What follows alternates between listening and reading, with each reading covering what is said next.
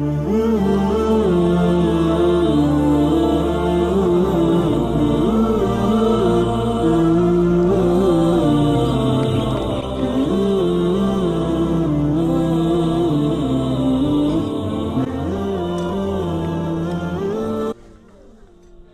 biz At-Termiziy maqbarasiga keldik. Imom At-Termiziy o'zi kim?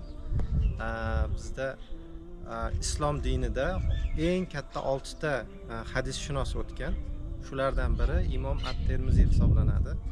Imom At-Termiziy biz bilgan Imom Buxoriyni eng katta shogirdlaridan hisoblanadi. Imom At-Termiziy 824-yilda tug'ilgan va 892-yilda vafot etgan. Asosiy hayoti demak boshqa chet davlatlarda o'tgan. Maqsadi faqat ilm olish, ilm o'rganish va hadislarni yig'ish hisoblangan. Imom At-Termiziy 40 yoshida Buxoriy bilan tanishadi. Buxoriy bilan tanishib Eronda tanishishadi ular va 40 yoshida Buxoriyga shogird bo'lib tushadi va Buxoriyni umrini oxirigacha xizmatida bo'lib u kishiga shogirdlik qiladilar.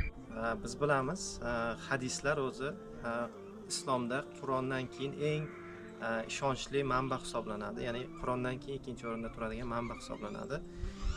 Imom Termiziyni Sunan-i Termiziy hadislar to'plami eng katta kitoblaridan biri hisoblanadi va unda 3956 ta hadisni sharhlagan va ularni eng ishonchli, eng sahih hadislarni to'plaganlar bu asarda. Mana bugun biz shu maqbarani, shu insonni qabrini ziyorat qilishga keldik. Sizlarga qisqacha videolarni ko'rsatib o'tamiz.